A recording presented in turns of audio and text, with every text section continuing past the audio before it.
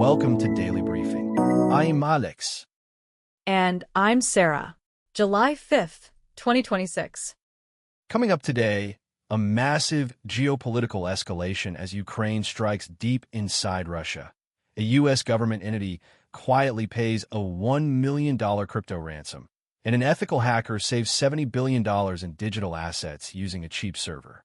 Before we dive in, if you're waking up in Parker, Colorado, it is currently 60 degrees and clear skies, heading for a high of 91 and a low of 60. That sounds like perfect weather for holiday weekend, so let's get into it. All right, turning to U.S. news, we have a highly symbolic story coming out of Virginia. During the nation's 250th anniversary celebrations yesterday, 150 immigrants from 50 different countries took the oath of citizenship at Mount Vernon. That is incredibly poignant, especially considering the current political climate around immigration. Taking the oath at George Washington's historic estate on the semi-quincentennial adds a massive layer of historical weight to the moment. It really does. The high-profile nature of this specific naturalization ceremony was clearly designed to underscore the ongoing significance of immigration in shaping the nation's identity. We're talking about people from 50 different nations all coming together on America's 250th birthday. Exactly. That diversity is the core of the American experiment. I watched some of the footage this morning, and you could see the sheer emotion on the faces of the new citizens. It is a stark reminder that despite all the domestic debates we have over border policy, the fundamental draw of the American dream is still very much alive. And that is the thing, we often get so bogged down in the legislative gridlock that we forget the human element. Hosting this at Mount Vernon on July 4th, 2026, sends a deliberate message about continuity. It connects the founding generation directly to the newest generation of Americans. It is a brilliant piece of civic theater, honestly. When we look back at how the country celebrated this milestone, this ceremony is going to stand out as one of the most resonant events of the weekend. Moving over to global news, we are seeing a major strategic escalation in Eastern Europe. Ukraine has launched targeted drone strikes against major Russian oil terminals located near St. Petersburg. St. Petersburg is deep inside Russian territory, which makes this a massive logistical achievement for the Ukrainian military. They are clearly trying to cripple Russia's critical energy infrastructure and disrupt the fuel logistics that supply the front lines. Right, and hitting oil terminals specifically bypasses the traditional battlefield entirely. By choking off the fuel supply, Ukraine is forcing Moscow to redirect air defense systems away from the border and back toward their own domestic infrastructure. So, what does that mean practically for the Russian economy? They rely heavily on those northern terminals for export revenue as well as domestic supply. This is not just a military strike, it is an economic one. That is exactly the calculation Kyiv is making. Meanwhile, on the ground in eastern Ukraine, President Volodymyr Zelensky has firmly denied Russian claims that they have captured the strategic city of Kostiantynivka. The conflicting reports coming out of the Donetsk region right now are wild. Russia pushed out a massive narrative yesterday claiming total control of the city, but Zelensky is calling it outright fiction. It underscores the intense information warfare we are seeing alongside the kinetic battles. Kostiantynivka is a vital supply hub, so whoever controls it dictates the pace of the war in that specific sector. And that fog of war makes it incredibly difficult for independent analysts to verify who actually holds the city center. Both sides know that controlling the narrative is almost as important as holding the physical ground to keep morale up.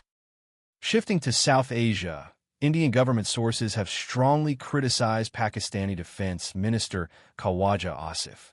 They labeled him mentally unstable following a verbal attack he made on Prime Minister Narendra Modi. That is unusually blunt language for diplomatic channels. Calling a neighboring defense minister mentally unstable marks a severe escalation in the ongoing tensions between New Delhi and Islamabad. It really is a departure from standard diplomatic protocol. The exchange highlights how frayed the relationship has become, especially with both nations dealing with their own domestic political pressures right now. You have to wonder if this kind of rhetoric is meant for domestic consumption rather than actual foreign policy signaling. Either way, it completely shuts the door on any near-term back-channel negotiations. Finally, in our global segment, a bizarre development out of Iran. 3 sons of the slain leader Ayatollah Ali Khamenei attended his funeral, but his officially designated successor was notably absent. Wow, okay, that is a glaring omission. In a highly choreographed state funeral, an absence like that is never an accident. It raises massive questions about the internal power dynamics and the succession plans within the Iranian leadership. Good point, Sarah. The fact that the sons were front and center while the supposed heir apparent was missing suggests a potential power struggle behind the scenes. We might be watching a silent coup or a major realignment within the supreme leadership. And that instability at the top of the Iranian government could have ripple effects across the entire Middle East. We will definitely be keeping a close eye on who emerges from this power vacuum. Let's turn to India and Tamil Nadu. The U.S. Department of Justice defended its decision to drop charges against Gautam Adani and his associates, stating that prosecuting foreign cases can cause diplomatic friction. That is a fascinating admission from the DOJ. It essentially acknowledges that U.S. actions as the world police can cause severe diplomatic strife, which removes a massive legal hurdle for the Adani Group. It certainly eases bilateral tensions between India and the U.S., prioritizing the geopolitical relationship over corporate prosecution. Meanwhile, the Delhi government has officially launched Mission Kayakalp. This is a major push to transform state-run schools into safe, clean, and modern educational spaces. Upgrading public education infrastructure in India's capital is a massive undertaking, but it is desperately needed. Staying with India's modernization, a new government report reveals that the Digital India Initiative has successfully digitized over 110 crore academic records over the last 11 years. That is 1.1 billion records, which is just a staggering scale of digital transformation. It completely changes how academic verification and student mobility work across the country. Let's talk markets and finance. We have a shocking cybersecurity development. A U.S. government entity reportedly paid $1 million in cryptocurrency to an extortion group named Kairos to prevent the leak of stolen files. I had to read that headline twice this morning. A U.S. government entity actually paying an extortion demand sets a terrifying precedent. We usually see a strict no-negotiation policy from federal and state agencies. That is the most alarming part of this. The case highlights a major shift toward pure data theft extortion. The threat actors bypass traditional ransomware encryption entirely and just threaten to dump sensitive files online. Right, and that affects the calculus for the victim. If your systems are encrypted, you can restore from backups, but if the data is already stolen, your backups do not matter. You're paying for their silence. Exactly, and paying $1 million in crypto just funds the next wave of attacks. It makes you wonder what kind of highly classified or sensitive citizen data Kairos managed to get their hands on to force a government payout. It definitely tells us the data was critical enough to break standard protocol.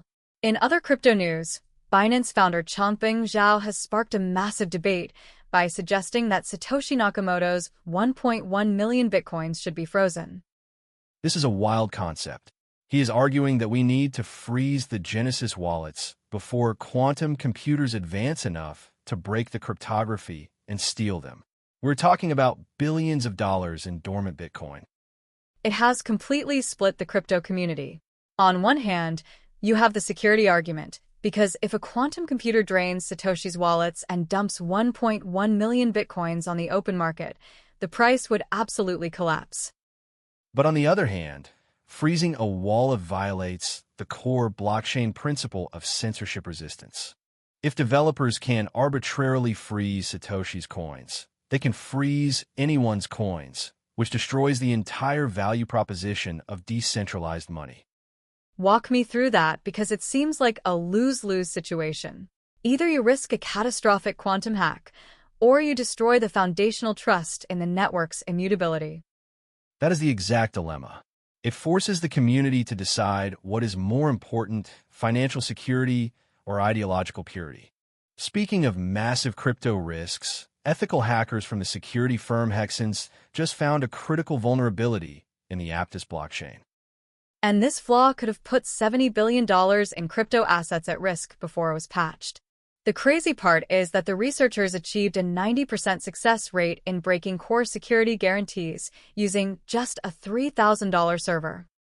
It really highlights the lingering risks in Layer 1 protocols. You have billions of dollars secured by complex code, and a tiny oversight can be exploited by someone with a cheap server and a lot of patience.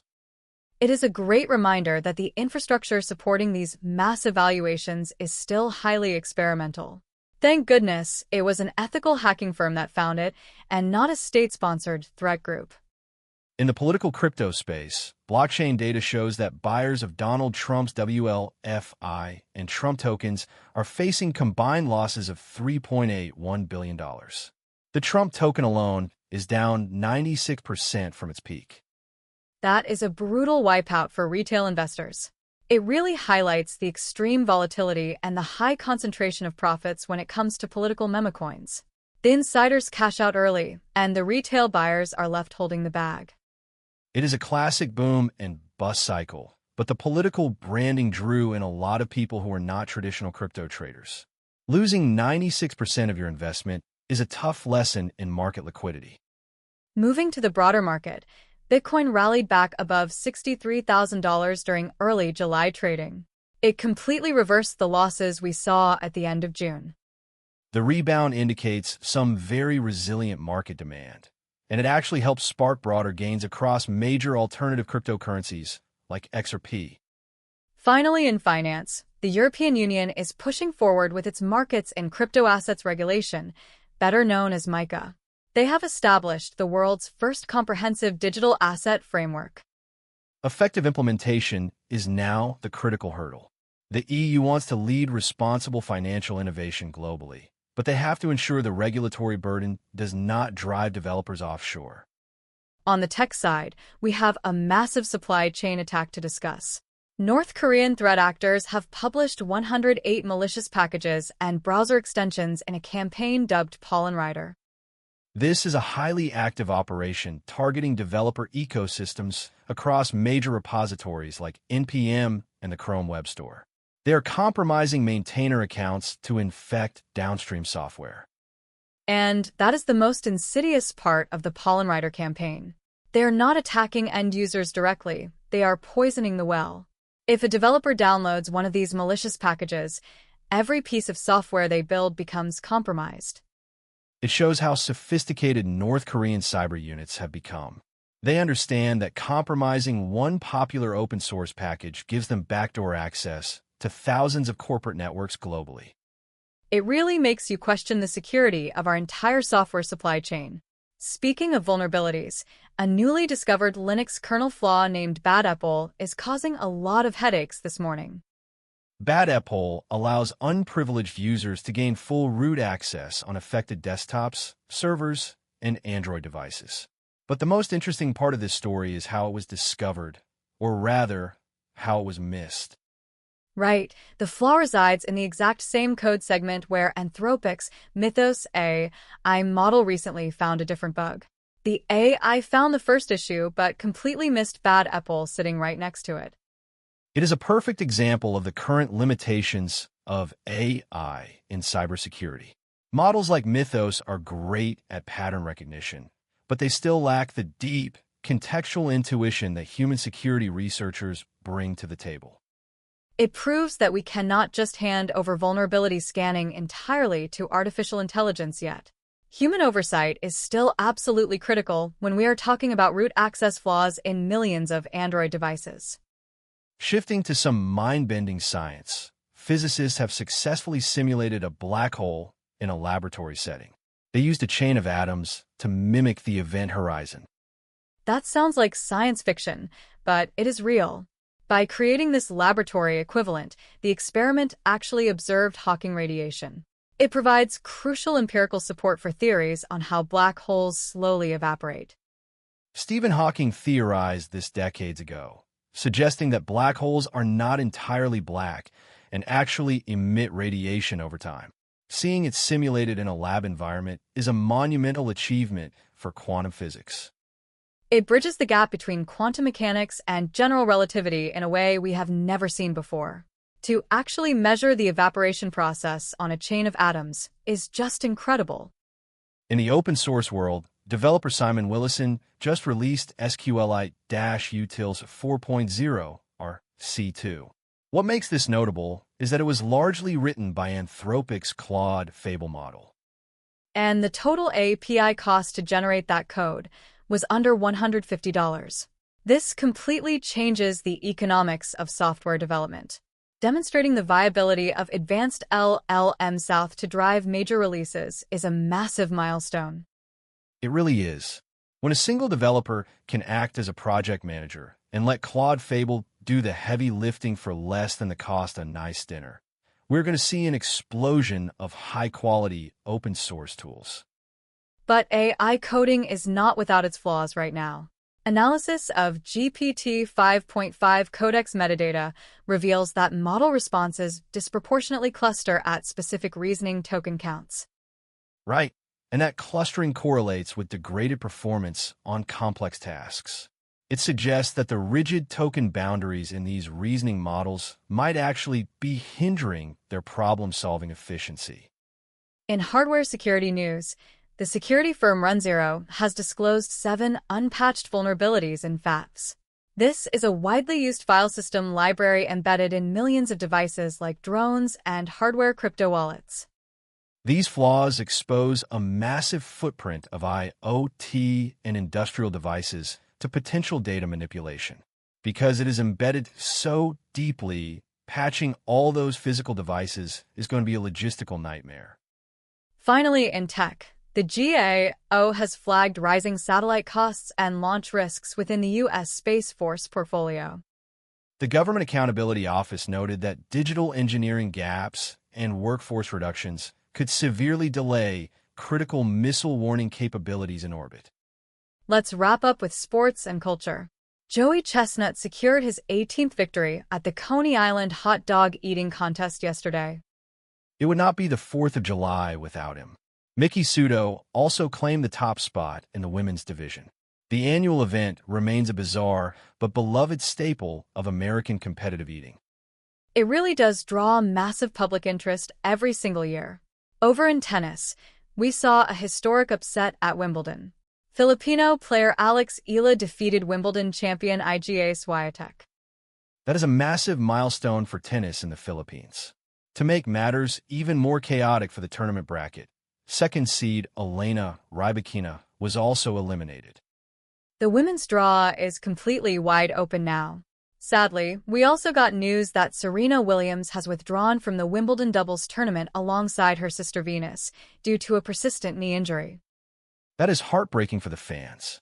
Everyone was highly anticipating seeing the iconic duo compete together on the grass one last time, but you cannot fight through a severe knee injury at that level of play. Ending on a lighter note in entertainment, Taylor Swift and Travis Kelce reportedly held a lavish wedding ceremony at Madison Square Garden. The details leaking out are wild. They apparently had vintage arcade games set up on the floor, a massive neon just married sign, and even a surprise cameo by Adam Sandler. It has completely dominated pop culture headlines this morning. Renting out MSG for a wedding is the ultimate power move for the biggest celebrity couple in the world. It really is the crossover event of the decade. And that is a look at the stories shaping our world today, from geopolitical shifts to the evolving landscape of artificial intelligence. Thanks for listening. We will see you tomorrow. Take care, everyone.